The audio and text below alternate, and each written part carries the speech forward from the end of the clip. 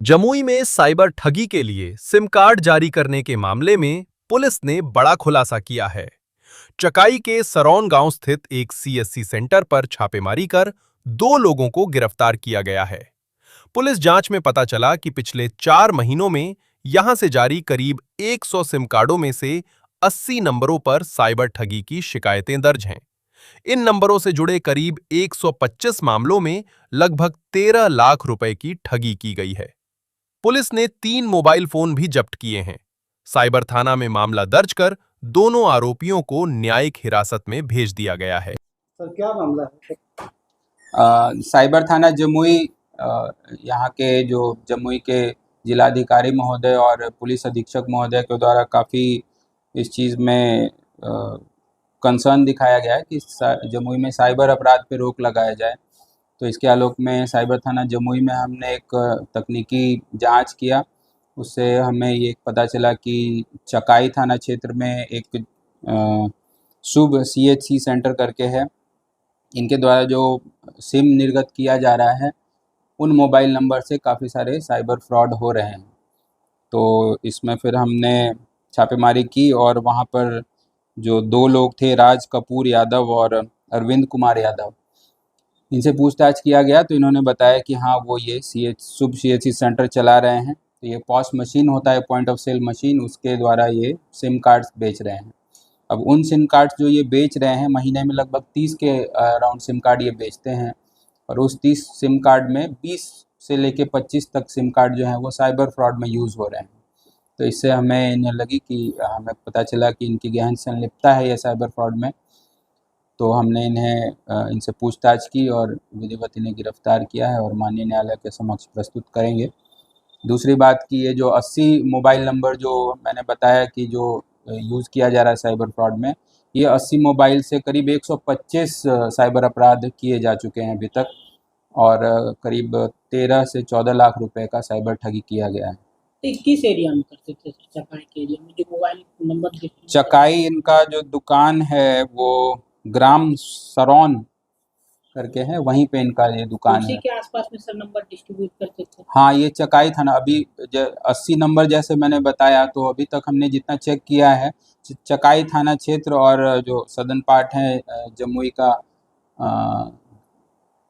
देवघर से सटा हुआ वाला इलाका, वहाँ पे यूज़ हो रहा है। अभी सभी का हमने जांच नहीं किया, लेकिन तो उनकी किसी की कंप्लेन है। गिरफ्तारी या सर कोई लोग सामने आ पाए हैं जो? हाँ, 2 लोगों का हमने गिरफ्तारी किया है। जो एक है मैंने बताया राज कपूर यादव और अरविंद कुमार, ये दोनों ही ये पॉस मशीन चलाते थे। दुकान चला रहे थे जो हाँ, ये नंबर अब इसके आगे अभी और भी गिरफ्तारी हम लोग करेंगे। जो सिम जो यूज़ कर रहे थे उनकी भी गिरफ्तारी, अभी इस केस में और भी गिरफ्तारियां होंगी, जल्द ही होंगी। सर ये लोग जो सिम एक्टिवेट करते हैं, क्या किसके नाम से करते हैं, किस तरह का वो आईडी होता है?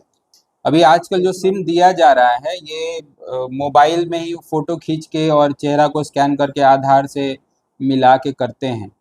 तो अब ये चीज़ हमें चेक करने वाली बात है कि जो जो आदमी सिम ले रहा है एक्चुअली उसी को सिम दे रहे हैं या उसके नाम से सिम इशू करा के किसी और को दे रहे हैं, ये तो देखने मतलब वाली कहीं बात ऐसा तो नहीं है कि मना कोई सिम जेन्युइन आदमी एक्टिवेट करें, उसी के नाम से 2-3 सिम एक्टिवेट कर दे रहे हैं? हो सकता है ऐसा। कई पूरे भारत में इस टाइप के केसेस होते हैं, तो कई जगह देखा भी गया है कि एक बार अंगूठा लगवाते हैं और फिर 2-3 बार और लगवा देते हैं और हर बार एक सिम इशू हो जा रहा है, सामने वाले को पता नहीं चल रहा है कि उसके नाम से 2-4 सिम इशू हो गए।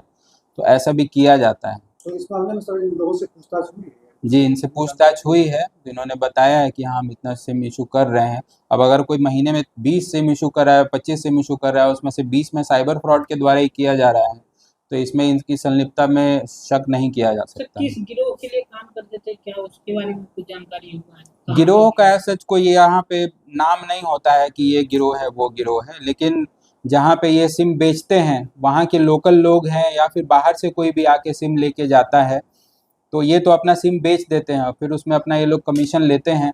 तो कुछ ऐसा एक पैटर्न नहीं है कि कौन सा गिरोह है। किस कीमत में सर ये लोग सिम बेचते हैं तो फ्रॉड को साबित करने को कुछ? सिम देने का भी है कि या तो महंगे दाम में दे दिया। आप रिचार्ज के अमाउंट पे होता है, कोई 200 रुपये का सिम है, कोई 350 का है। तो एक तरीका होता है कि कट लेते हैं कि जितना तुम लोगे उसमें से हमको कट देना। दूसरा तरीका होता है कि जो 300 रुपये का सिम है उसको 3000 4000 ऐसे में बेचते हैं। साइबर फ्रॉड का पैसा इनके पास भी आता था सब कुछ जो अगर ये दे रहे हैं, इन्हें पता है कि ये साइबर फ्रॉड में यूज हो रहा है, तो ये पैसा तो लेंगे ही। अच्छा सर, पूछताछ में ये कबूल किए सर कितना पैसा अब तक लिए हैं? नहीं, अभी इसका टोटल, अभी इनका बैंक अकाउंट डिटेल वगैरह हमने लिया है, इनकी प्रॉपर्टी डिटेल्स भी हम लोग चेक करेंगे, तो उससे हम लोग पता करेंगे कि इनकी जो आमदनी का स्रोत है वो जो है इनके एक्चुअल प्रॉपर्टी से मैच हो रहा है कि नहीं।